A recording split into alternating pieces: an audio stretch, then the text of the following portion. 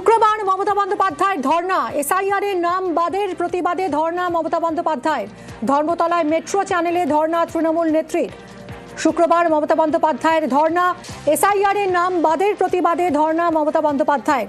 ধর্মতলায় মেট্রো চ্যানেলে ধর্ণা তৃণমূল নেত্রীর। আবির রয়েছে সঙ্গে, আরো জানাবে আবির।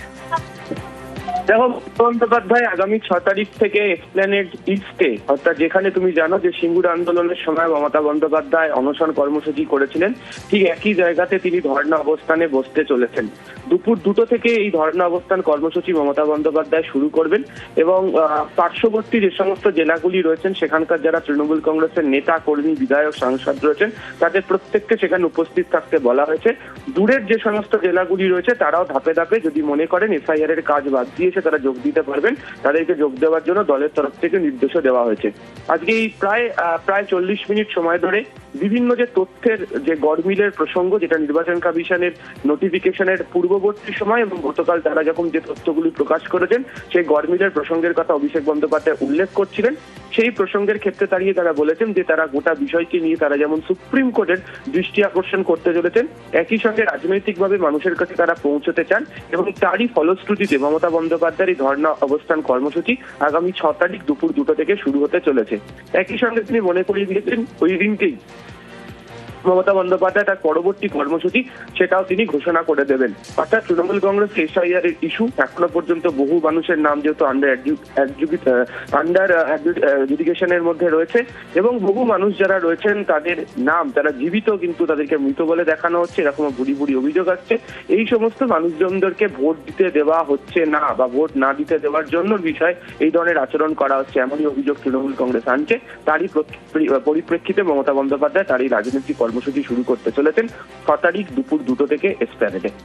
সঙ্গে থাকো আবির, ফিরছে তোমার কাছে। শুক্রবার মমতা বন্দ্যোপাধ্যায়ের ধর্ণা, এসআইআর এর নাম বাদের প্রতিবাদে ধর্ণা মমতা বন্দ্যোপাধ্যায়ের।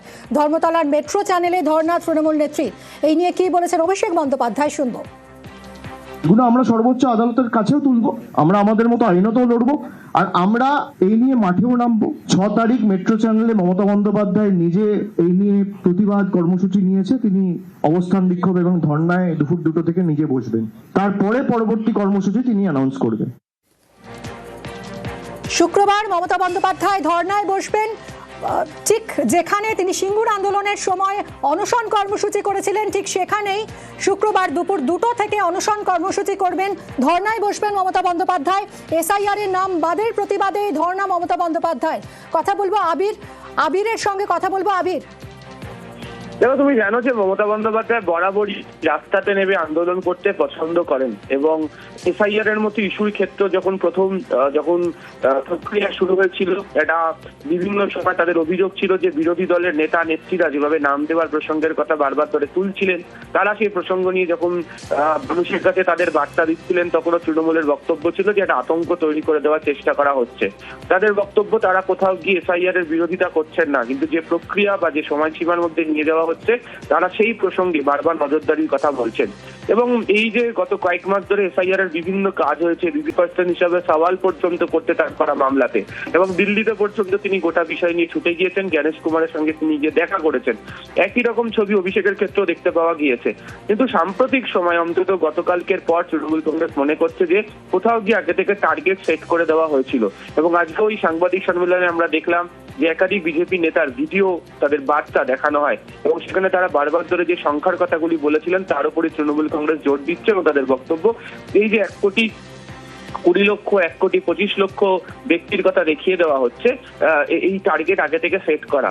কিন্তু এই পরিস্থিতি কেন তৈরি করা হয়েছে এবং তাদের বক্তব্য যে কোনোভাবেই মানুষজন যাদের ভোটাধিকার রয়েছে তাদের ভোটাধিকারকে বঞ্চিত করে এই ধরনের কাজ করতে পারা যাবে না এবং সুপ্রিম কোর্টের কাছে তারা যেমন গোটা বিষয়টিকে নিয়ে তারা যেমন যাবে, সুপ্রিম কোর্টের যেমন দৃষ্টি আকর্ষণ করবে।